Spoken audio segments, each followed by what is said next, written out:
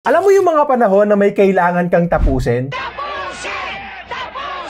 Tapusing project hindi tao. Nagre-render ka ng video, nagawa ka ng presentation, sabay boom, nawala ng kuryente. O di kaya isang panalo na lang, meeting ka na sa ML, sabay boom ulit, brown out, walang internet, nawala na rin pati pasensya mo. At ang matindi pa nito, madalas sa gabi pa nawawala ng kuryente. At danas ko, hindi makatulog ng komportable yung anak ko, walang electric fan, walang aircon, pawes buong pamilya nun. At ito yung solusyon. Ito yung EcoFlow Delta 3, isa sa mga latest power stations ng EcoFlow ngayon na kayang suplayan ang halos lahat ng appliances sa bahay natin. Ref, aircon, microwave, rice cooker, electric fan, kahit power tools palagyan. Pwede rin gawing UPS para sa desktop mo, hindi na mapuputol yung pag-render mo, or pwede rin gawing super power bank para sa mga smartphones, tablet, laptop mo. Ang daming pwedeng gawin, pag-usapan natin. Okay, so pasadahan lang natin ng mabilisan yung build, design, specs, at mga ports na available dito. Battery capacity natin dyan ay 1,024 watt-hour, nasa 12.5 kg, so may bigat pa rin, but kaya pa rin namang buhatin ng isang tao. May dalawang handles din para mas madaling bitbitin. Tulad sa EcoFlow Delta 2 Max natin dito, maganda rin yung build overall. 1,800 watts yung output, so sabi ko nga kanina, 99% of household appliances natin kaya nitong patakbuhin. Sobrang bilis lang ding i-charge, wala pang isang oras. May iba't ibang paraan din para gawin yan. At isa na nga dyan yung paggamit nitong solar panels. Papakita ko rin yan mamaya sa inyo. Tapos according to EcoFlow, pag ginamit mo to for 10 years, araw-araw, dun lang daw bababa sa 80% yung battery capacity. LFP yung battery na gamit dito, kaya pang matagalan. Same type of battery na ginagamit sa mga electric vehicles. Well, syempre hindi natin yan matetest, but good to know na may ganitong claim sila for peace of mind na rin, since hindi rin naman biro yung presyo. Para naman sa ports, meron tayong 4 na AC outlets dito sa harap and international sockets na yung andito sa atin ngayon. Last time kasi, EU sockets yung napunta sa atin. Bumili pa ako ng adapter noon, so double check nyo na lang din kapag bibili kayo. Sa taas niyan, meron din tayong dalawang Type-C ports with 100 watts na max output kada isa. Perfect yan para sa mga laptops at smartphones natin na may fast charging support. Dalawang USB Type-A na 18 watts naman yung max. May isang mahabang display tayo dito para ipakita yung input, output, charging status, remaining battery life, at kung ilang oras pa yung itatagal ng battery, depende sa paggamit or current power consumption mo. Tapos dito sa likod, meron naman tayong isang car power port, dalawang DC 5521 outputs, at andyan din yung mga ports para i-charge tong power station. Okay, so para naman sa testing namin, ito yung setup. Meron tayong dalawang electric fan at isang extension na nakakabit naman sa router. Ganito muna yung sinetup ko kasi yan lang din naman yung ginawa ko last time na nawalan kami ng kuryente at gamit ko yung EcoFlow Delta 2 Max. So dito, same setup tayo. Turn on natin yung AC power. Set natin sa number 2 yung fan speed ng dalawa. Open na rin natin yung router natin para may internet tayo. At kung makikita nyo dito sa display, kung ganyan lang naman yung konsumo natin, kaya niyang tumagal ng mahigit 9 hours. Isang buong magdamag din yan para kahit papano makatulog tayo ng komportable at hindi yung paypay lang. Tapos kung isaset natin sa number 1 lang yung fan speed, tatagal naman yan ng almost 10 hours. So, depende syempre sa paggamit at mismong appliances natin. Ngayon, eto naman, meron tayong microwave at alam naman natin na malakas ang konsumo niyan sa kuryente. So, nung binuksan ko, hindi gumana at automatic niyang tinurn off yung AC power. Makikita rin natin yung overload icon na nagbi-blink dito sa display. So, good to know na gumagana ng maayos yung mga safety features nitong power station.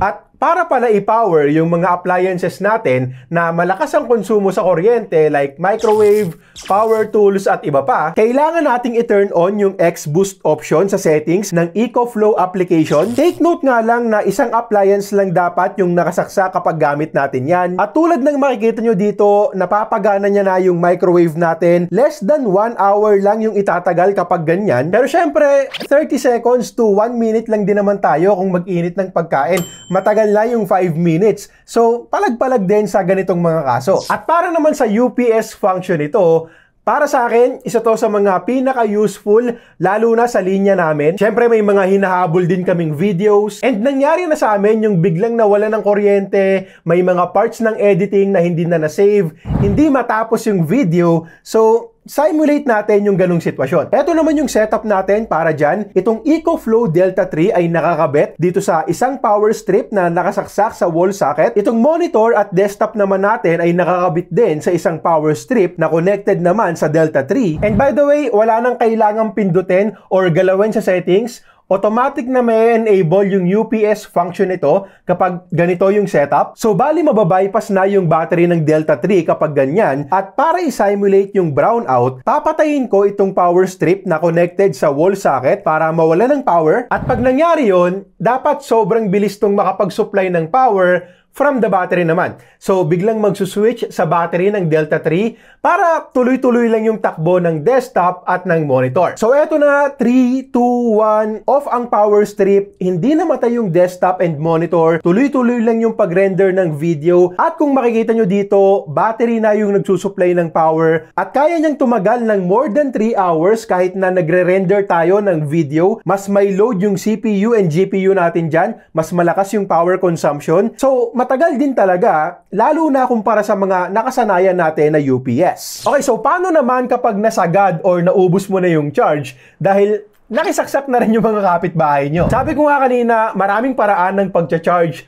5 charging methods actually. Pwedeng through AC, pwedeng gamit yung sasakyan mo, generator, solar panels, at pwede ring multi-charging with solar panels plus AC. Most probably, AC yung madalas na gagamitin ng karamihan sa atin, and industry leading ang EcoFlow pagdating dyan. Less than 1 hour lang yung kailangan para i-charge itong EcoFlow Delta 3 from 0 to 100%. Sobrang bilis para sa isang power station. Tapos eto naman yung solar panels natin for solar charging. Eto naman yung mas swak kung magka-camping kayo, wala kayong pwedeng pagsaksakan. May iba't ibang options din, depende sa kaya ng budget natin. Itong sa atin, 110 watt solar panel, at ito yung entry level nila. Meron din silang bundle option up to 400 watts. So, kung gusto mo eco-friendly or gusto mo libreng charge, pwede mo yung gamitin. Actually, very useful, lalo na dito sa atin sa Pilipinas. Yung summer natin dito, nakakatusta. Kita nyo naman, di ba? Madali lang din namang i-setup at kakasya din sa mga sasakyan pang camping nyo. Tapos IP68 rated na nga rin pala. So, wala namang problema kahit mabasa, maalikabukan, maulanan. Sakto din talaga para sa mga tao na camping ang hilig. Nga pala, meron din tayong EcoFlow app na pwedeng i-download sa parehong Android at iOS. Pwede rin nating makita dito yung input, output, remaining battery ng power station. Tipong mamomonitor mo pa rin kahit malayo ka. At andyan din yung iba pang mga settings at features na pwede nating gamitin. Now, para sa karamihan, sa totoo lang, sapat na to kung hindi naman isang buong linggo mawawala ng kuryente at mga kailangang appliances lang din ang gagamitin natin. Pero what if kailangan mong mag-upgrade? Lumaki yung pamilya nyo, mas marami kayong gustong isaksak or gamitin ng mas matagal, o di kaya, since may presyo din to, hindi pa kaya ng isang biglaang gastos. Well, okay lang din naman na mag-start ka muna sa ganito kasi pwede ka rin namang mag-upgrade later on. Pwede natin i-expand up to 5 kWh. May mga batteries din kasi na available ang EcoFlow na pwede nating i-connect dito sa may extra battery port sa likod. At marami din sa batteries nila ang compatible dito sa Delta 3. Okay, so bago natin tapusin, latag ko lang din ng mabilis yung mga advantages ng portable power station versus our traditional generators. Number 1, tahimik. Kahit gamitin mo sa gabi, hindi may istorbo yung tulog mo, hindi ka maiingayan, hindi rin maririnig ng kapitbahay nyo na may generator ka, so hindi sila makikisaksak. Damot mo?